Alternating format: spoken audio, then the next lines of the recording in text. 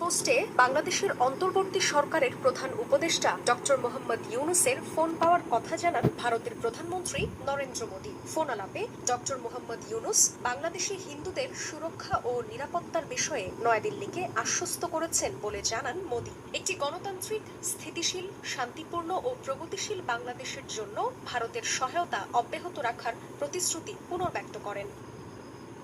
ফোনালাপের বিষয়টি নিশ্চিত করে এক বিবৃতিতে প্রধান উপদেষ্টার কার্যালয়ের পক্ষ থেকে বলা হয়, বাংলাদেশের জনগণের স্বার্থে ঘনিষ্ঠ প্রতিবেশী বন্ধু হিসেবে কাজ করে যাওয়ার কথা জানিয়েছে ভারত।